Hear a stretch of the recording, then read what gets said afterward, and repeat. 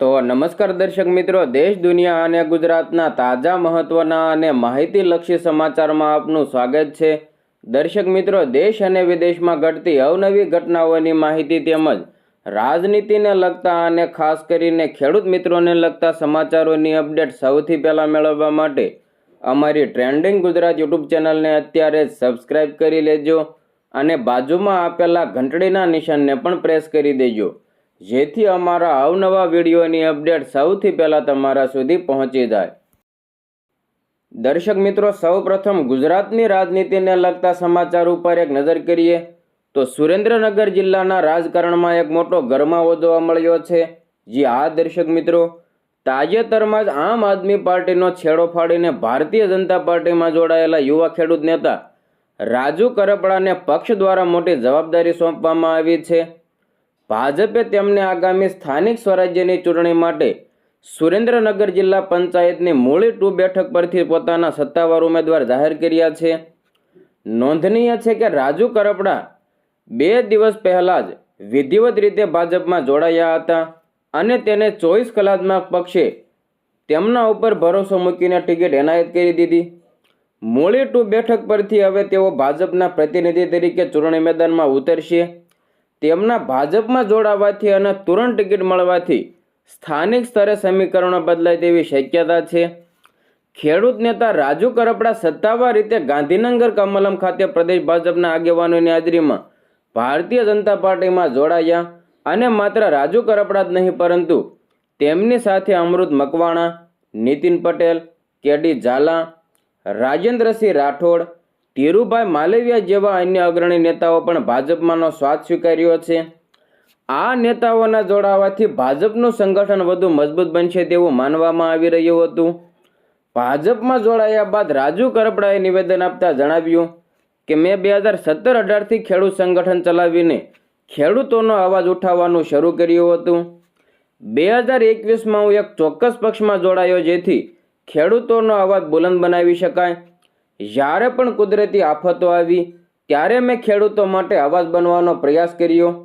તેમણે વધુમાં ઉમેર્યું કે મને સમજાયું છે કે સરકાર સામે માત્ર વિરોધ પ્રદર્શન કરવાથી ખેડૂતોનું હિત નથી થતું, તેનાથી માત્ર નેતાઓનો ચહેરો ચમકે છે. ખેડૂતોની સ્થિતિ સુધારવા માટે સત્તા અને સરકારના સાથની જરૂર છે. હું જ્યારે જેલમાં હતો ત્યારે સરકારે રાહત પેકેજ આપ્યું હતું, જેનાથી ખેડૂતોને ખરેખર ફાયદો થયો હતો. આથી ખેડૂતોના હિત માટે હું ભાજપમાં જોડાયો છું. રાજુ કરપડા મૂળ સુરેન્દ્રનગર જિલ્લાના ચોટીલા વિસ્તારના છે. 2017-18ના સમયગાળા દરમિયાન કપાસ અને મગફળીના ભાવો તેમજ પાક વીમા મુદ્દે તેમણે આક્રમક આંદોલન કરીને ખેડૂત નેતા તરીકે ઓળખ બનાવી. વર્ષ 2021માં તેઓ આમ આદમી પાર્ટીમાં જોડાયા. 2022ની વિધાનસભાની ચૂંટણીમાં તેમણે ચોટીલા બેઠક ઉપર આમ આદમી પાર્ટીની ટિકિટ ઉપર ચૂંટણી પણ લડી.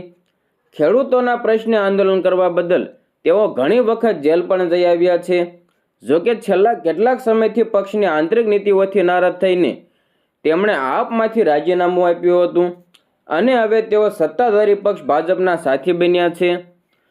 કોણ છે રાજુ કરપડા અને કેમ હતા ચર્ચામાં?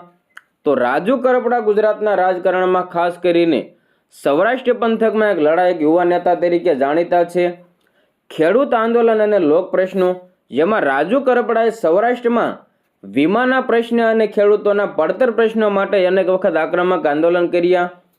ગઢડા વિધાનસભા બેઠક કે જેમાં 2022ની વિધાનસભાની ચૂંટણી દરમિયાન તેઓ ગઢડા બેઠક પરથી આપના મજબૂત ઉમેદવાર તરીકે મેદાનમાં ઉતર્યા હતા, જ્યાં તેમણે ભાજપ અને કોંગ્રેસ બંનેને ટક્કર આપી હતી. મિત્રો, તેઓ પાયાના કાર્યકર તરીકે જાણીતા છે અને સોશિયલ મીડિયા ઉપર તેમની મોટી ફેન ફોલોઈંગ પણ છે, જે યુવા મતદારો ઉપર પ્રભાવ પાડે છે. સરકારની નીતિઓ સામે અવારનવાર રસ્તા ઉપર ઉતરીને વિરોધ પ્રદર્શન કરવાને કારણે તેમની ગણના આમ આદમી પાર્ટીના ક્રાંતિકારી નેતા તરીકે થતી હતી. રાજુ કરપડાએ જણાવ્યું, ભાજપમાં જોડાવાનું કારણ જણાવતા તેમણે કહ્યું કે તેઓ વડાપ્રધાન નરેન્દ્ર મોદીના નેતૃત્વ અને વિકાસની રાજનીતિથી પ્રભાવિત થઈને ભાજપમાં જોડાયા છે. તેમણે ઉમેર્યું કે કાર્યકરોની ઉપેક્ષા અને પક્ષની આંતરિક કાર્યશૈલીને કારણે તેમણે આપ સાથે છેડો ફાડ્યો છે. તેમના ભાજપમાં આવવાથી અમરેલી અને ગઢડા પંથકમાં ભાજપના સંગઠનને વધુ મજબૂતી મળવાની શક્યતા રહેલી છે. દર્શક મિત્રો, આમ આદમી પાર્ટીના ખેડૂત નેતા રાજુ કરપડામાં ભાજપમાં ભળી જવાને લઈને તમારો શું મંતવ્ય છે? તેમના પક્ષ પલટાને લઈને તમારું શું કહેવું છે તે કોમેન્ટ બોક્સમાં તમારો મંતવ્ય જરૂર જણાવજો. હવે મિત્રો આગળ વાત કરીએ તો ગુજરાતમાં સ્થાનિક સ્વરાજ્યની ચૂંટણીનો માહોલ બરાબરનો જામ્યો છે અને તે વચ્ચે હવે દરેક પક્ષ એક્ટિવ મોડમાં પણ જોવા મળી રહ્યો છે.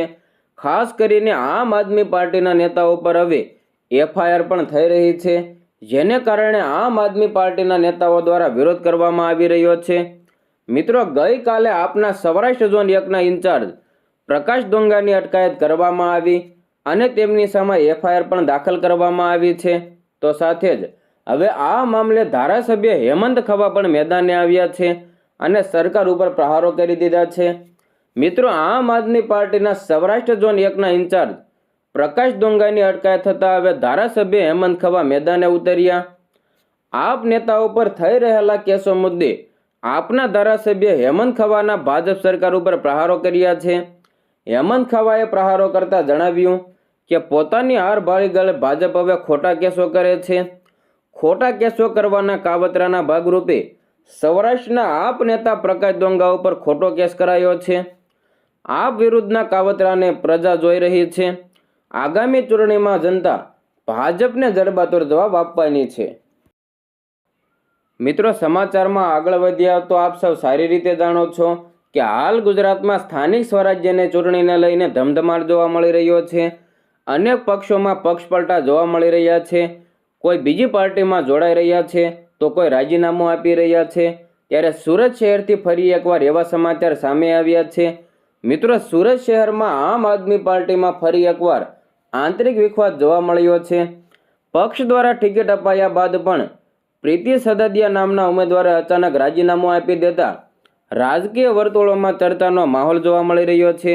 મિત્રો, મળતી માહિતી પ્રમાણે પ્રીતિ સદદિયાએ પોતાનું રાજીનામું આપ્યા બાદ પક્ષના નેતાઓ પર ગંભીર આરોપો લગાવ્યા.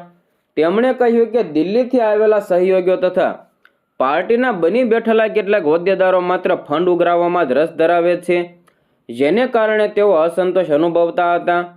તેમણે વધુમાં એમ પણ કહ્યું કે છેલ્લા 5 વર્ષથી તેઓ વોર્ડ નંબર 7માં સક્રિય રીતે કામગીરી કરી રહ્યા હતા, પરંતુ પાર્ટીએ તેમને વોર્ડ નંબર 12માંથી ટિકિટ આપી.